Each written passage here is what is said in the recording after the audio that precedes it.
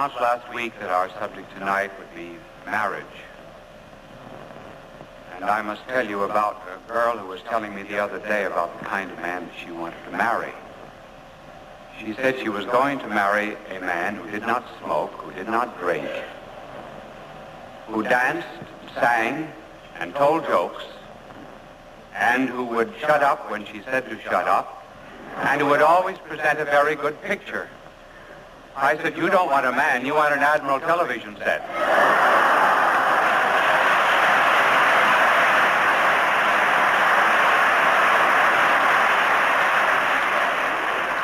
And apropos of marriage, my angel was telling me a good one. It seems as if he was looking down into hell the other day from a great distance. And Satan was looking over all of the newcomers. They were really flooding in. But there was one individual who came in who was strutting up and down like a peacock. And the devil said to him, say, you act as if you owned the place. He said, I do. My wife gave it to me.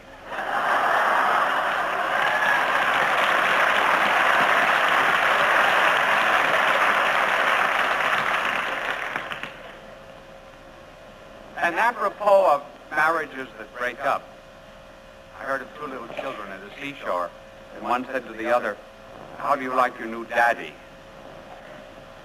Fine. And the other one said, we did too. We had him last year.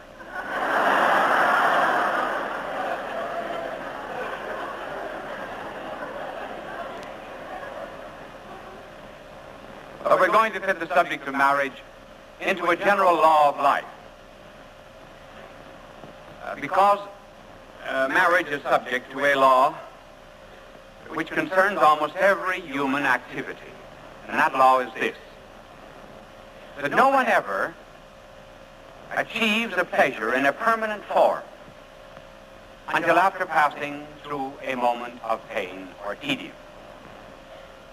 Put it in other words, no one ever rises to a higher kind of love without a death to a lower kind of love.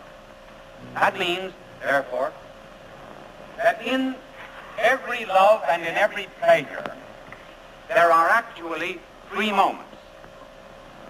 The first moment is a moment of transient pleasure. The second moment is a crisis. And the third moment is permanent joy. Now let us give some examples of this law. For example, you want to go swimming. There's anticipation of the pleasure. Then comes the crisis. You go into the water and you get the shock of the first cold plunge. If you survive the crisis, then you have the joy of swimming. Take, for example, a boy who's given a violin. He wanted a violin, he desires to be a musician. First he has the immediate pleasure, the first love, the ecstasy of possession. Polishes his violin, he puts it into a case. Then comes the crisis. He has to take lessons. He has to give up baseball. And he has to learn, go through all of the various exercises, learn the combination of the bow and the violin. And if he can survive that crisis, if he can stick at it, he will eventually achieve the permanent joy of being a musician. I remember once talking to Mr. Fritz Chrysler, and he was telling me that he was to play on the radio the following evening, and I said, did you practice for it? He said, no. I said, will you practice tomorrow before the concert? He said, no. And he said, I'll just take my violin out and play it. At that point, Mrs. Chrysler said, you know, I always contended that if Fritz had only practiced, he would have been a great violinist.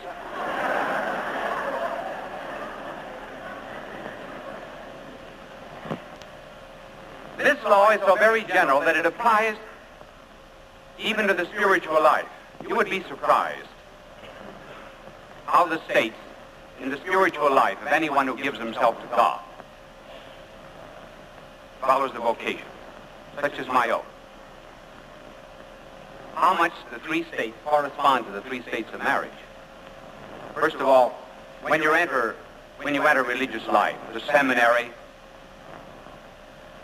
or a convent, or a novitiate, It's so easy. You're so full of happiness. Meditation is easy. Never get enough prayer. Temptations, they do not bother you. You have an immediate sense of the presence of God, and you're always in a great emotional glow. And then comes the letdown. Then after a while, you pass through a crisis. You no longer have this emotional satisfaction. And it's hard to make the meditation. Prayer becomes very tiring and even boring. Late to get up in the morning early. I heard of one monk who was always late for meditation. The superior called him in and he said, you have to get up tomorrow morning at 5 o'clock and make your meditation before you go to the altar. Now, tomorrow morning when you awaken, you imagine that you're in purgatory and the flames of purgatory are enveloping you and you'll immediately bound out of bed and come down for meditation. The monk was late as usual. The superior called him in. He said, did you do what I told you to do? Yes, he said, I did, but I love purgatory.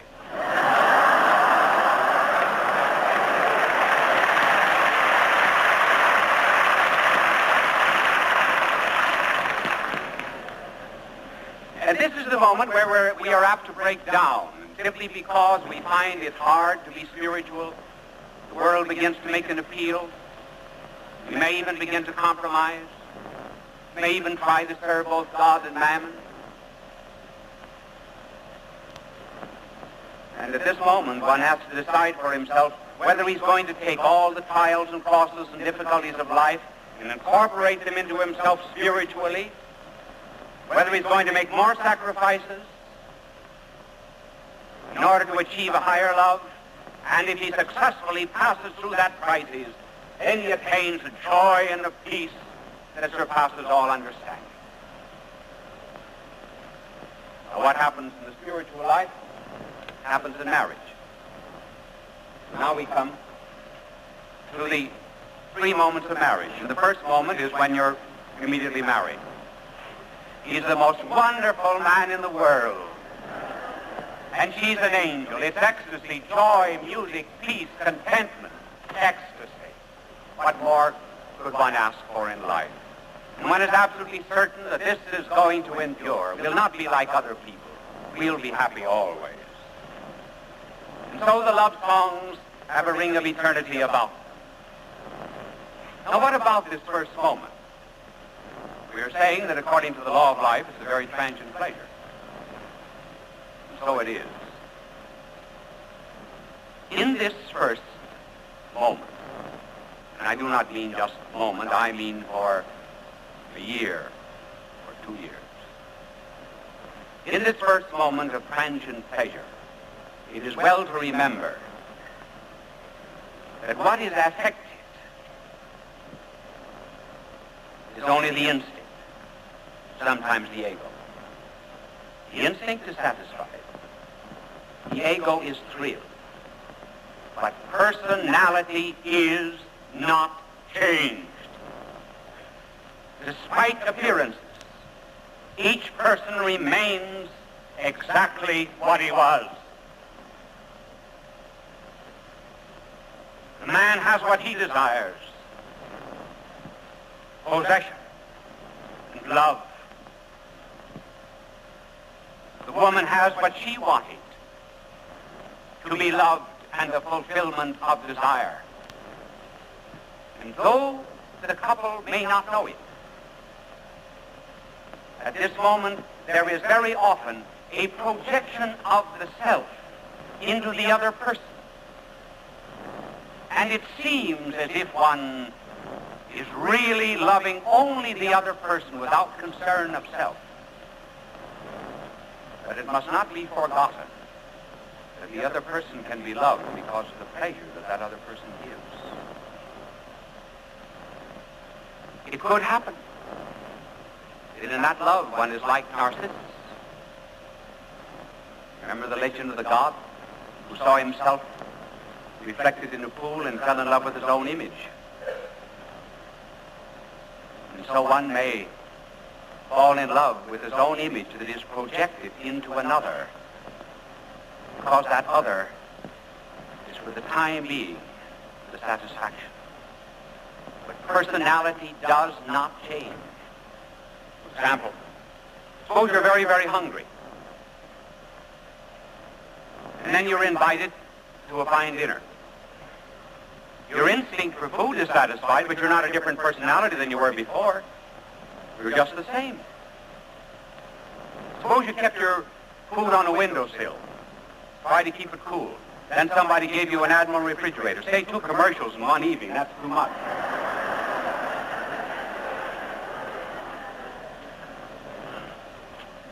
See, Mr. Saragoose ought to be delighted with that.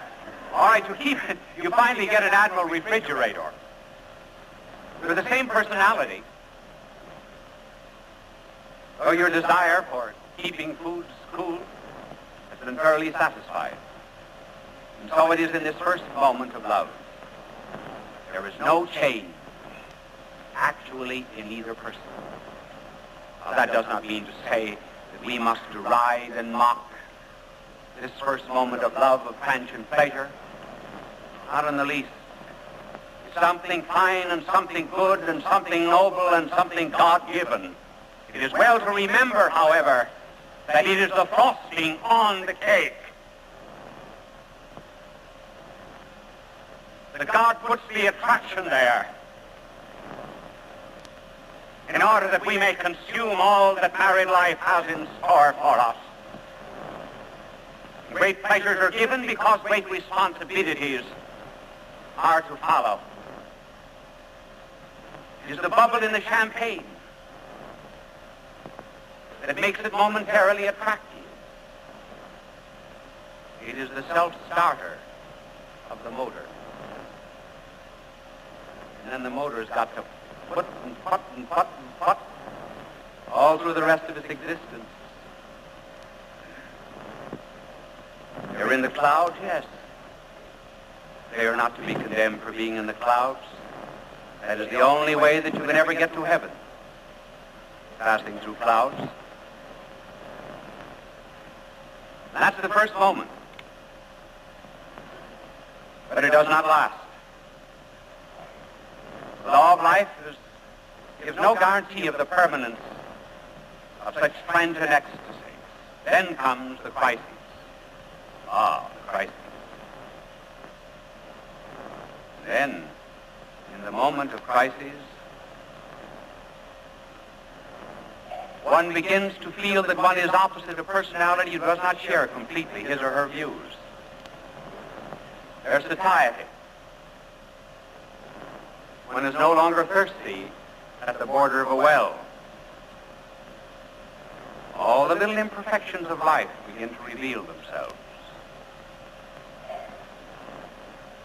There come increasing dissatisfactions, and there may even be, for those who do not understand the law of life, a protesting and a blaming of the other partner for having cheated him.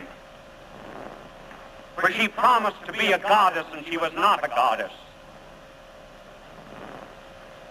This is the moment when the cooing stops and the billing starts.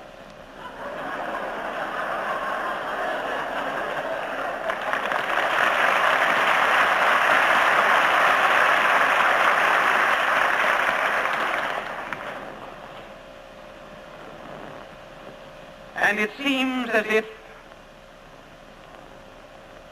the lamp of happiness, which so lighted them,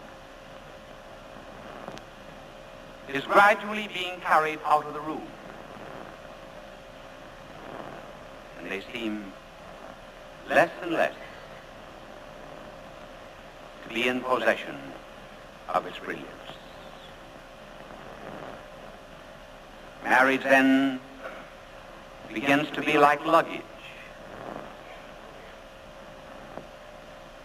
They think they are getting out of it only what they packed into it.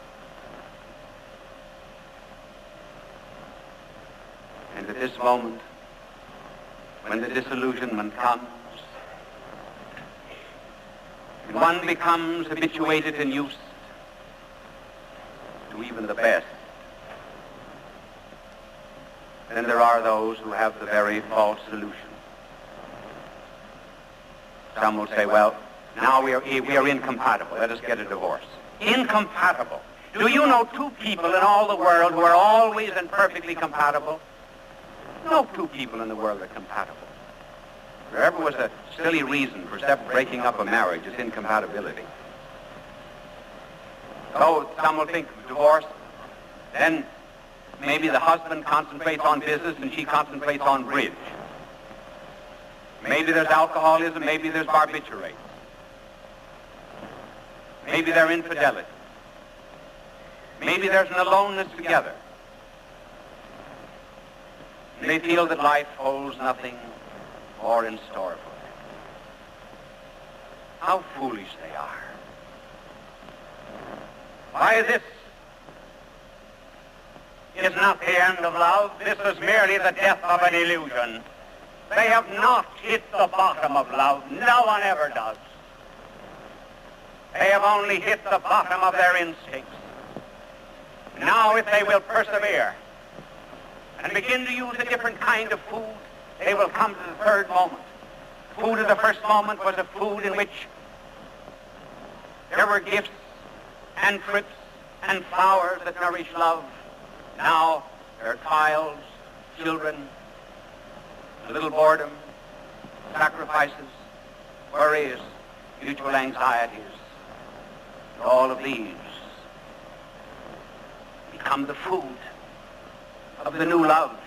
And if they will stick it out during this moment of crisis, as anyone does in life that wants to do anything, to learn a language, to become a musician, to become a scholar, if they will stick it out, then they will discover themselves face to face with a personality. Something new will be revealed. In the first moment, it was the body that led the soul. Now it is the soul that leads the body. Now they discover opposite them a mind, a heart, the growing of a mystery. And one begins to see that the other partner, for example, that is opposite him, is not a colony. A colony to be expropriated as the head of an empire might expropriate it, but rather that the other partner is like a fatherland, something to be cultivated, something to be loved, like our own glorious country. Then they begin to see that the other partner is one whose mystery is not sounded by traveling in a circle. In vain do people say, let us get back to the way we were, as if love traveled in a circle like a planet. Rather, love is like a spiral. It's a great ascension. And they discover themselves now, pulled more and more together by a great mysterious force outside of themselves, which they may discover to be even the very voice of God. Now they learn that this unity which they have is something that is far deeper than the assimilation at which new lovers strain.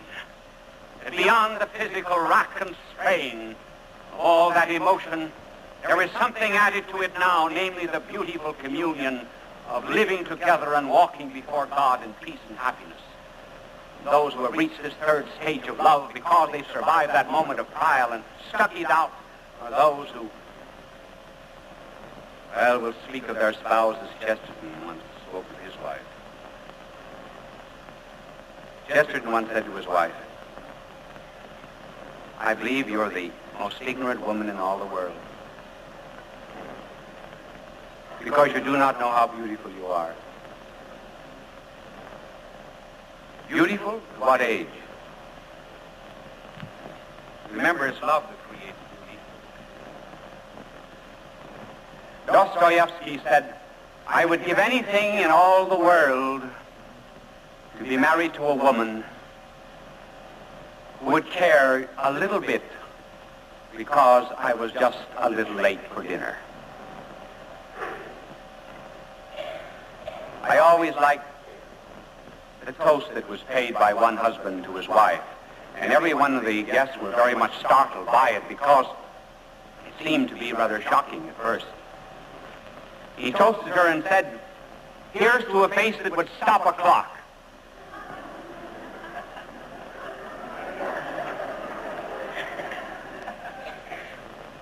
and bid all time stand still to contemplate her beauty.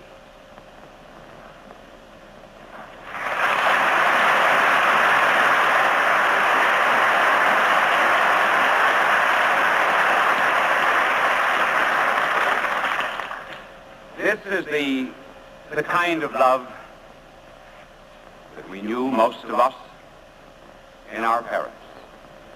The trouble is that today people do not stick together long enough to find out if they really love one another. They are falling in love with an experience, not in love with a person. Remember that all experiences are replaceable. A person is absolutely irreplaceable. No one, for example, can take the place of your own mother. No one. And therefore marriage is bound up with the great law of life.